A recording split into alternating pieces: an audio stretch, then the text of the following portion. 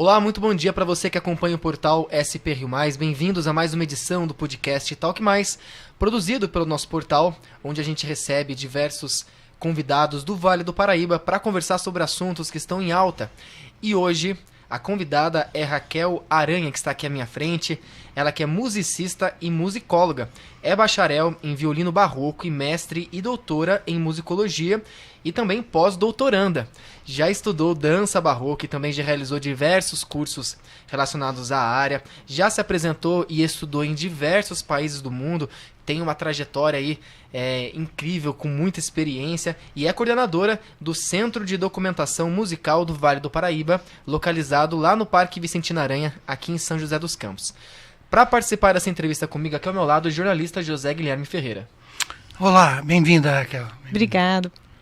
Muito bem, já agradeço a quem está nos acompanhando aqui no Spotify, no YouTube, também pelo Facebook, pela rádio online. Já convido todos a acompanhar o nosso site spriomais.com.br. Raquel, mais uma vez obrigado pela sua participação aqui no portal SP Rio Mais. Queria iniciar esse nosso bate-papo falando sobre um assunto que está em alta, que é justamente o Centro de Documentação Musical do Vale do Paraíba, que está ganhando bastante força, né, esse ano.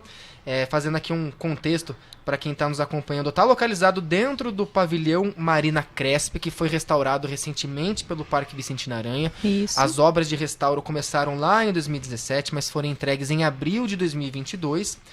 E o objetivo aí desse centro de documentação é realizar ações de salvaguarda do patrimônio musical dos artistas aqui do Vale do Paraíba, né, Raquel? Isso E mesmo. para isso é realizado diversas ações. Conta pra gente um pouco sobre esse centro, a importância desse centro, o que tem sido feito lá. Conto, obrigada pela oportunidade de falar sobre isso. É um tema que me apaixona, então meu pós-doutorado é justamente sobre patrimônio musical, né? Bom, o que a gente faz no Centro de Documentação Musical? A gente chama CDM, né? São várias ações. Uma delas, a gente recebe material de muitas pessoas, né, que não sabem o que fazer com aquele material. São partituras, são contratos de apresentações, cartazes, né, de eventos que têm a ver com música, né, e entregam pra gente. Então, a primeira coisa que a gente faz é triar. Então, a gente olha para aquilo, separa o que é realmente documentação musical do que é documento, às vezes, da pessoa, né, uma conta de luz que veio junto com a, sabe? Porque a gente fala assim, Centro de Documentação Musical, já está num estágio bonito da história, né? Mas quando chega pra gente, ele chega todo normalmente misturado com muita coisa, né? Então a gente tria, é a primeira etapa. Depois a gente higieniza. O que significa? A gente pega ferramentas apropriadas, né? Para tirar aquela poeirinha que ficou ali às vezes, né? Numa gaveta, no armário. Higieniza. Próximo passo é digitalizar. Daí fazemos o quê? Temos a possibilidade, né, de ter um backup daquele documento. Se ele é único, se é uma partitura única, uma foto, né, um contrato, é uma forma de a gente ter um backup, senão aquilo ali, né, com o tempo se perde. Então é isso, é um lugar de muitos detalhes. A gente trabalha olhando para cada detalhe é importante. E né? vocês têm recebido bastante material das pessoas? Sim. Muita gente tem procurado o centro para apresentar o material delas? Sim, então isso eu acho que é a parte mais bonita de tudo. Assim, por essa iniciativa, muitas pessoas começaram a nos procurar e dividir a história da família, ou de músicos que havia na família, né? E muitas vezes elas não sabem o que fazer com aquele material. E junto com o material, elas trazem a história. Então elas falam, não, o meu avô, ele era compositor, ele tem obra de violão. Eu falei, é mesmo? Traz aqui, vamos conversar. Aí a pessoa traz o caderninho de composições, né? Do avô ou da avó. Tem compositoras uma também. Cultural imensa isso, né, Imensa, aqui de São José. Então, esse é o ponto, né? É a riqueza cultural musical da cidade que pode ser também colocada em evidência, né? Eu sempre falo que São José tem esse perfil, claro, maravilhoso, tecnológico, né? É uma cidade que olha muito para o futuro, né? Mas as raízes de São José são muito importantes também, né? Em diferentes épocas, tivemos pessoas muito importantes, né? Atuando aqui em várias frentes, né? E uma delas é a cultural. Então, qual é a chance delas não serem esquecidas? Manter a memória delas vivas, né? Uhum. As músicas, a documentação dessas pessoas, né? E as partituras, né? o centro vai ser um ponto de referência, né? Já é. Já é, né? Olha, eu vou te falar uma coisa aqui ao vivo. É um dos únicos do Brasil, sabia? O Centro de Documentação Musical aqui em São José é um dos únicos do Brasil. Tarará. Consegui- Agora, se legal você- saber que a gente Legal, tem né? isso aqui em São José. É uma né? Nossa. referência. Você tem uma... A ideia é que está tudo disperso e vocês Exato. vão começar a trabalhar, né, incentivando aí doações de documentos. Né? Isso. Além disso, o Matheus estava falando sobre... O centro vai além disso, né, Raquel? Vai. Quer dizer, pretende ser também um centro de formação, é isso? Exatamente. Isso é muito importante porque, claro, se nós ficássemos, né, só na frente da preservação, que já é muito importante, mas ela acaba ficando num lado assim meio, fica guardado, preservou e guardou. Não. Você tem que dar visibilidade, as pessoas têm que conhecer, têm que perceber a importância, né? Então fazemos palestras, fazemos oficinas de preservação também para ajudar as pessoas a entender a importância, A né? abertura do acervo para pesquisador, né? Também, então, tudo isso, é claro que a gente está falando de um centro de documentação que está se formando. Então, já conseguimos bastante coisa, mas em breve ele vai ser também aberto para pesquisadores, né? E também o centro também está viabilizando apresentações musicais, Sim, né, Raquel? exatamente. Então é o terceiro ponto, né? Então a gente preserva, a gente difunde através das músicas, né, e de apresentações, materiais do próprio acervo, né? E também fazemos essa parte da comunidade entender a importância. Então a gente atua em 3 frentes, né? Eu até separei aqui, o Duo Sonarte passou por lá, o Soprando Memórias, Exatamente. né? O que eu queria que você falasse também nesse contexto é como é que tá esse momento atual da música instrumental aqui em São José, porque a gente, conversando aqui, a gente vê que tem público interessado nessa área, pesquisadores, tem muitos nomes envolvidos nisso tudo.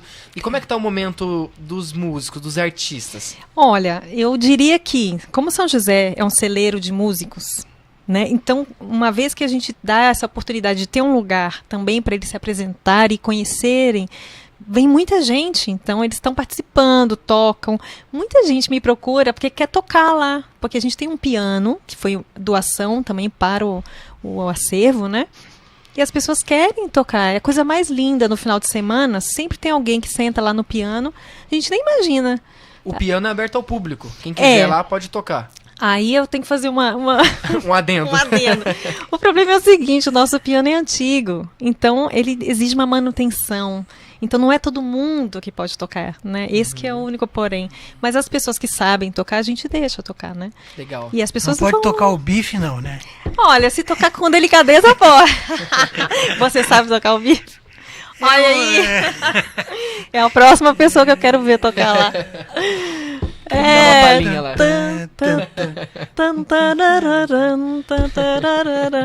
Então, sabe o que a gente queria saber? Acho que todo mundo quer saber, né?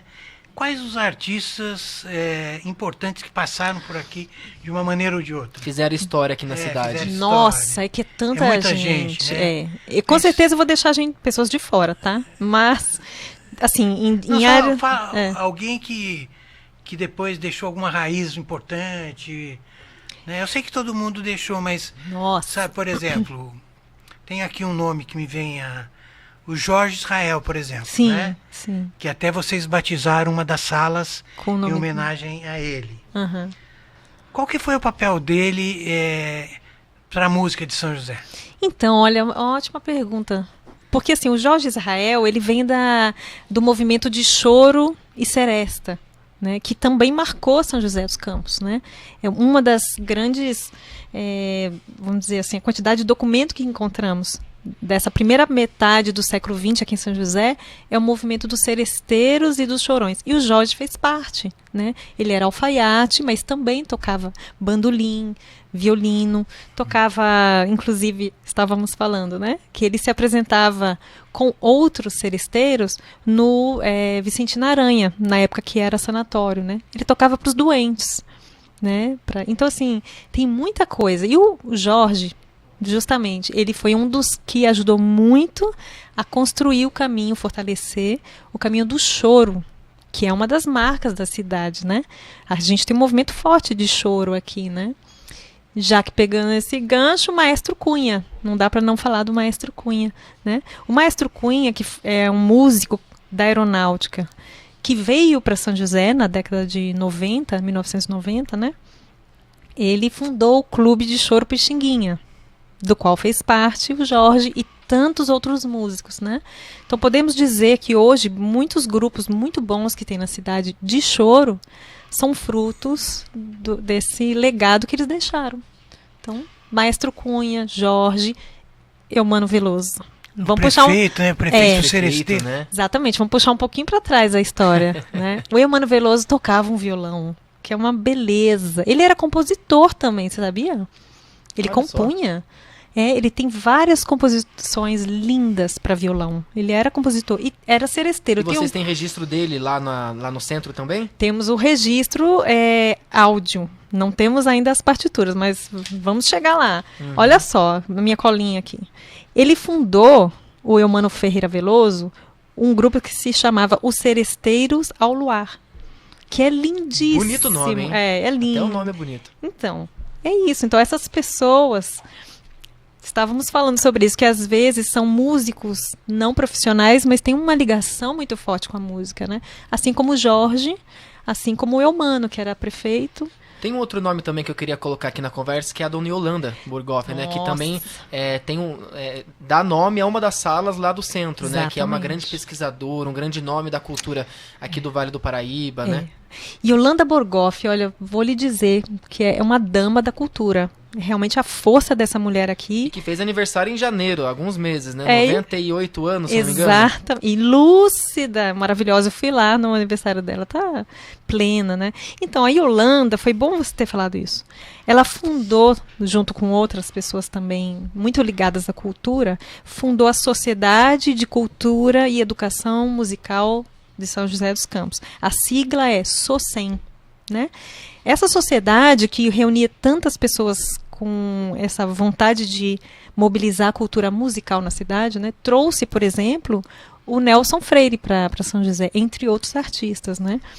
E, desde 2020, eu sou a presidente da SOCEM, né? E foi graças a Yolanda, ou seja, por eu ter conhecido a Yolanda, que fazia todo esse movimento, né, da cultura musical, um dia eu me senti apta também, eu falei, eu vou continuar essa história. Então, Yolanda tinha que falar dela. Ainda bem que você falou. Não podemos deixar de falar, não, né? Ela é uma peça-chave, principalmente da música que a gente chama música erudita, né?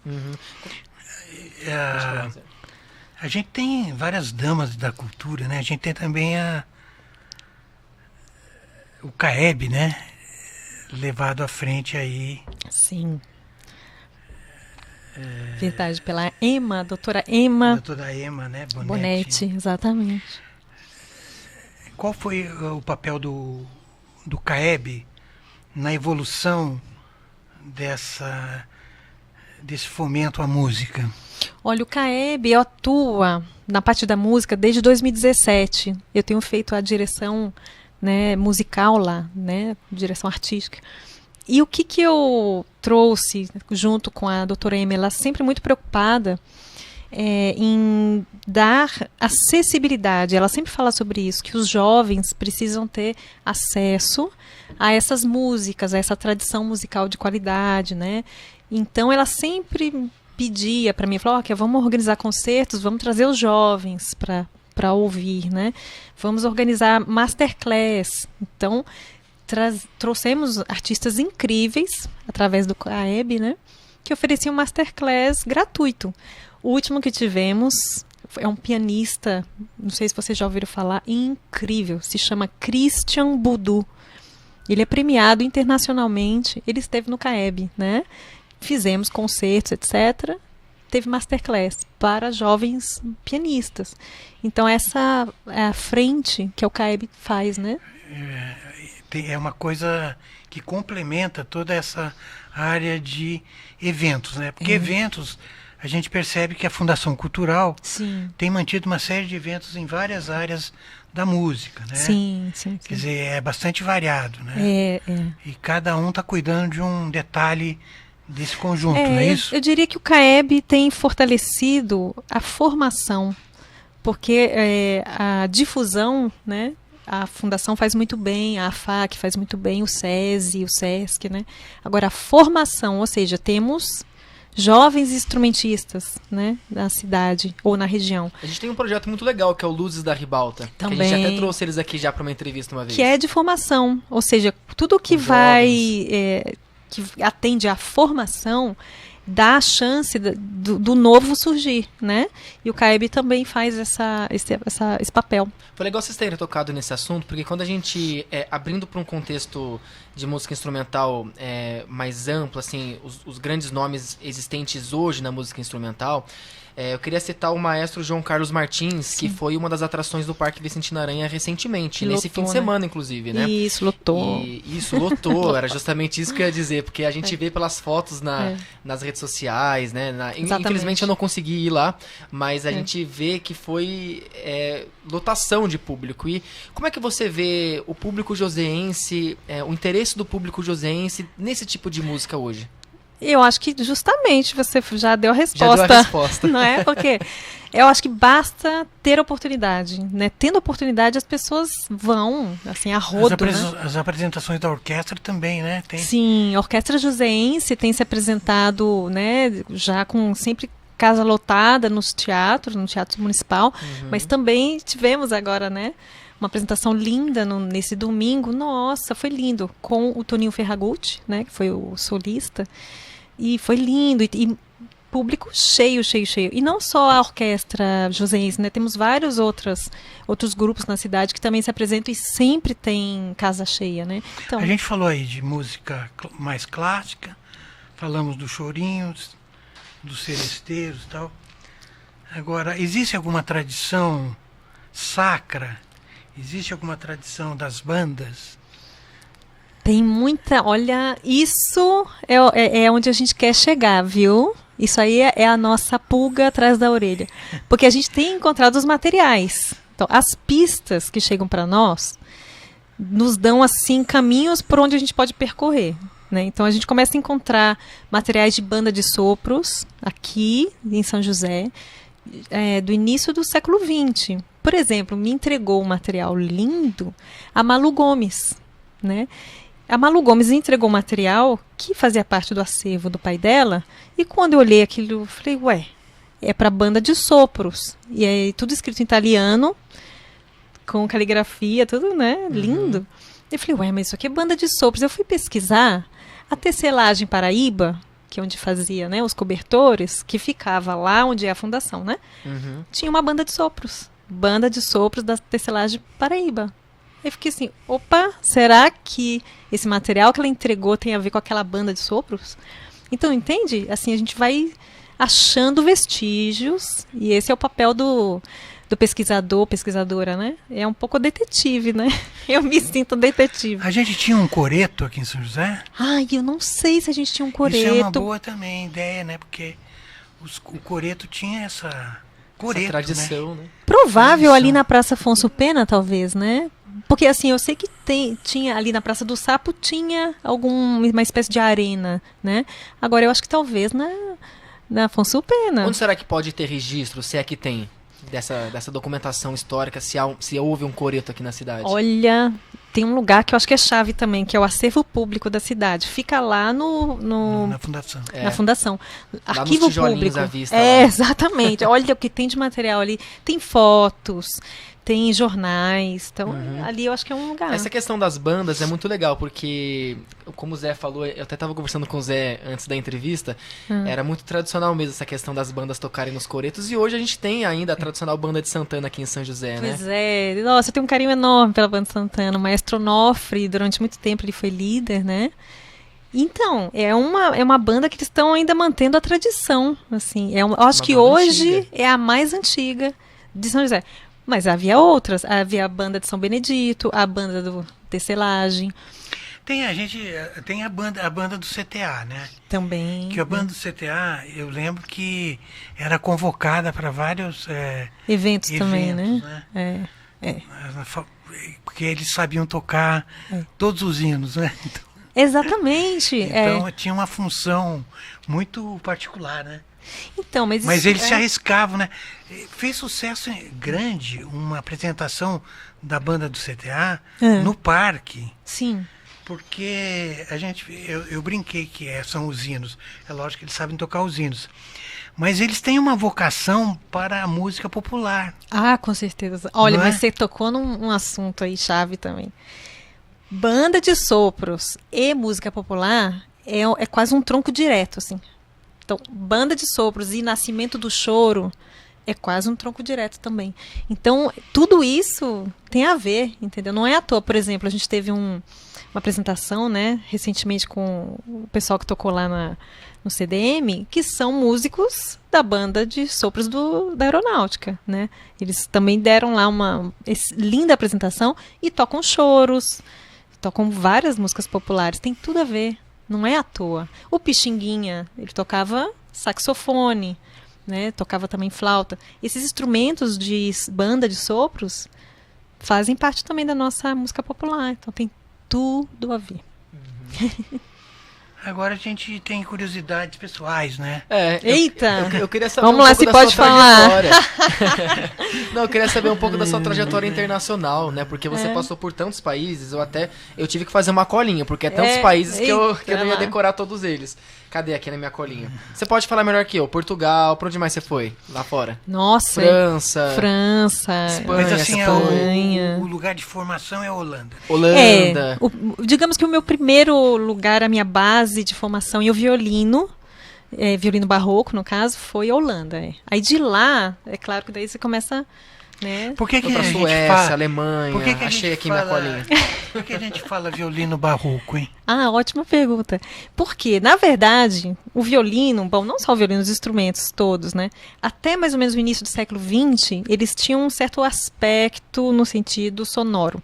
As cordas eram de tripa, sabia? Cordas de tripa animal. De tripa animal mesmo?